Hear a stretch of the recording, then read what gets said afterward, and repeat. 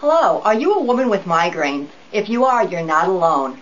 Migraine affects about 18% of all women. That's 1 in every 6 women has migraines. And migraines are more than just a headache. They can affect your whole life, interfering with school, work, limiting your ability to take care of your family. You may miss a child's soccer game or maybe your grandchild's recital because of your migraines. The good news is there are a lot of effective treatments for migraine. In our new book, A Woman's Migraine Toolkit, Dr. Bain and I explain that migraines are more than just a headache, what they are, and how to get them under good control with effective medication and non-medication treatments. What is a migraine? Migraines are disabling headaches that occur over 4 different stages. The first is the prodrome. That means before the painful part of the headache. This affects about 1 in every 3 migraine sufferers, and this can be a warning that occurs for about 12 to 24 hours before the headache begins. During the prodrome, you may feel irritable, crave certain foods, or have neck discomfort, and all these signals can be a sign to you that a painful headache is about to start. The second phase of the migraine is the aura. That affects about 1 in every 5 migraine sufferers, and this usually happens about an hour or so before the painful part of the headache, or sometimes when you first start to have the headache phase.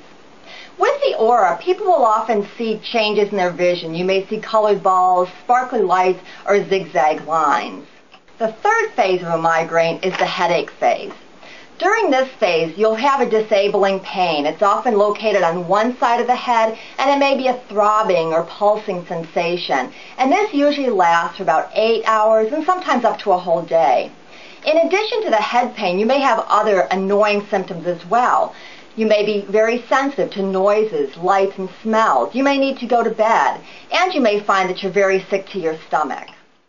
After the painful part of the headache, the migraine's not over yet. You still have the 4th phase, and that's called the postdrome.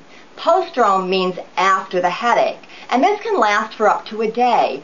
During this phase, you may feel hungover or worn out, and at the end of all those, then the migraine is finally over. Why do women get so many migraines?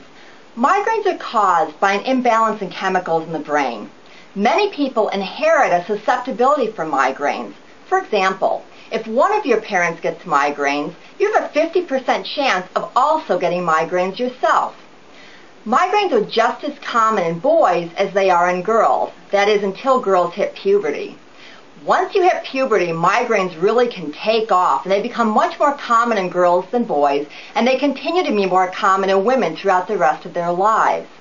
Hormones like estrogens are very important for sending pain messages, and as your estrogen levels cycle and they change going from high to low with your menstrual period, this can be a time where it's very common for you to get more migraines. So what should I expect to happen with my migraines?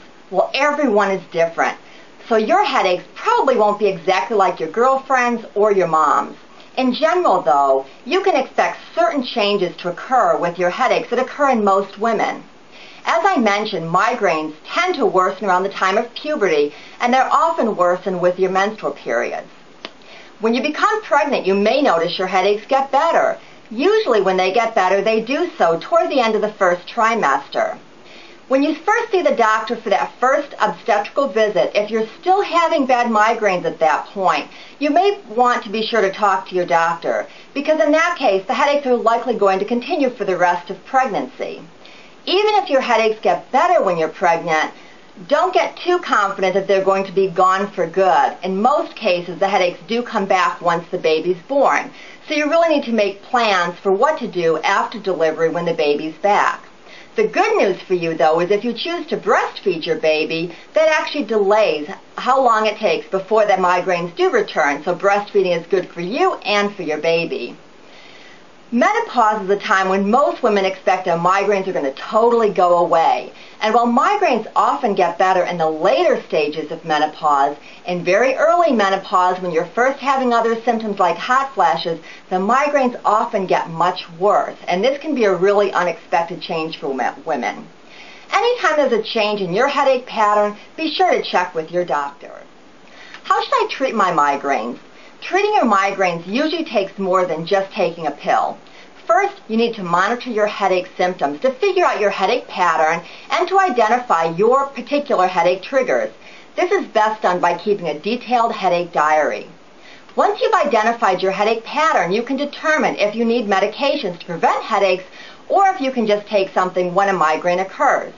And treatment needs to focus on more than just medications.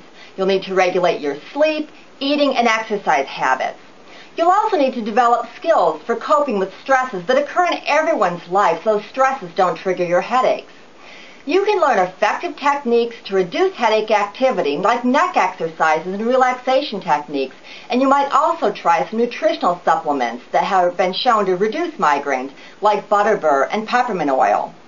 Trying to combine several of these techniques together really gives you the best chance of getting your migraines under good control. In the Woman's Migraine Toolkit, you'll find easy-to-understand explanations for what causes migraines at each stage of a woman's life.